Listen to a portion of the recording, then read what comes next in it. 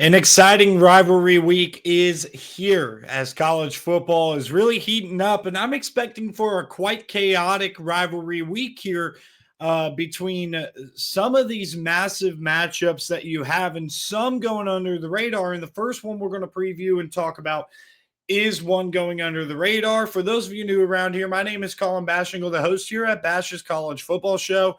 And you can find me over here on TikTok. Always do that. I always point in the wrong direction, but you can find me over here on TikTok for more immediate reaction type of stuff and interactive stuff and maybe a little bit more like, I don't know, rage baiting, I guess. It's a lot of fun over there, though. Sometimes I'm obnoxious. You see the more fan side of me, but you also do see the logical side come in as well. Short form content, if you enjoy that, so make sure you check it out.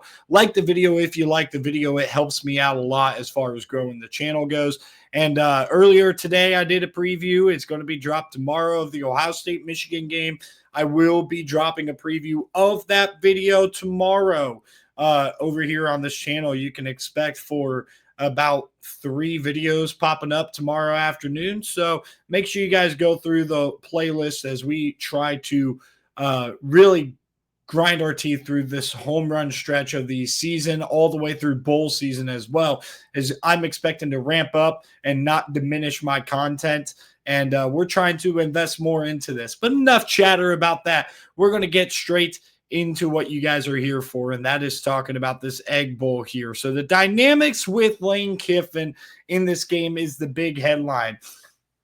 Now, you had the alleged ultimatum that was put out there for Lane Kiffin in this squad for Ole Miss, and basically that ultimatum is not a part of the deal anymore, but I really don't know what's going to happen beyond this game. But one thing I could tell you about this Ole Miss team is I was just talking to my good buddy Cam, so shout out to you if you're watching this video. We were just talking about cultures that are already set in place that are strong regardless of the transfer portal, and Ole Miss has been a huge beneficiary of it. I think that's the reason why their talent has been to the level where they can contend for regular playoff contention, and now they're going to get a playoff spot probably no matter what happens in this game. But obviously, they are still looking to win to secure their spot and secure a home playoff game. And whatever happens with Lane Kiffin is still a mystery to all of us. I kind of am starting to lean towards he's going to stay, but there's really no clear answer there. So that's definitely a dynamic that you got to watch for in this game, because Mississippi State, if they're going to be catching a disappointed Ole Miss team, they have not played their best ball as of late. And you got to go back to that Missouri game, right, where they did not play good football. They are going to be playing at their best capability in this game.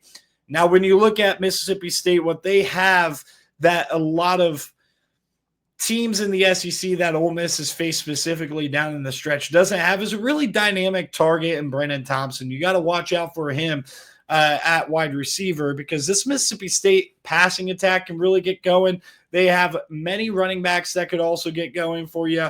So Mississippi State on offense certainly has the ingredients. But my big question about Mississippi State is, how do they slow down this Ole Miss offense, and in particular a run game for Ole Miss that has really turned up lately? You have Ole Miss over here with Kawan Lacey just going kind of crazy over here on the ground. And a lot of that is set up by the focus of that passing attack that is led by Trinidad Chambliss. The thing that Ole Miss doesn't have that they have had in years past is super duper dynamic threats at wide receiver. Trey Harris was a big one last year, and I know he was banged up a lot of the year last year, and it was blamed for the loss to a lot of Ole Miss fans to Florida late in the year.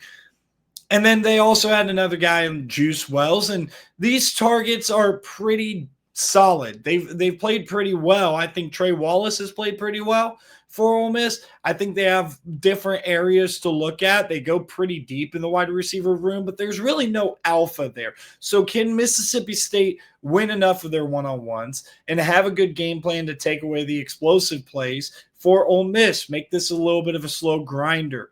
But the thing about Mississippi State is their defense has just not been super impressive in SEC play, and you've seen that week in and week out with this Mississippi State team.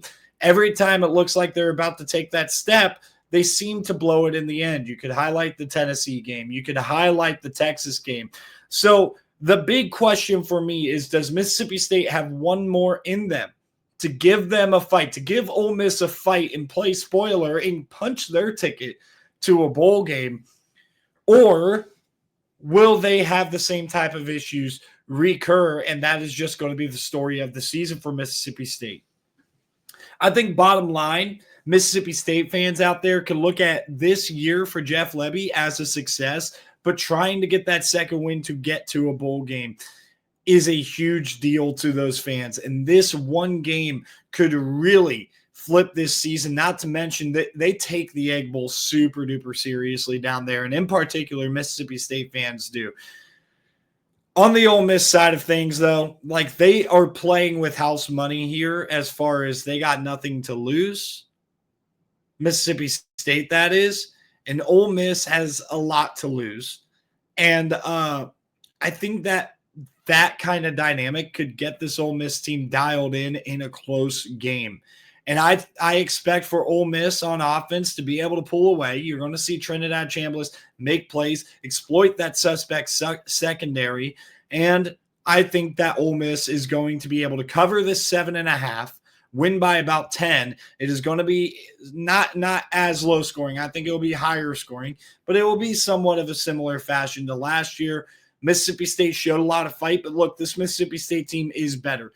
Can't let them hang around too long. You got to pull away and put your stamp on this game at some point if you're Ole Miss, because if you let them hang around, dare I say, if Mississippi State plays another overtime game at home, I for sure think they will have the passion and the fight to go and win this game.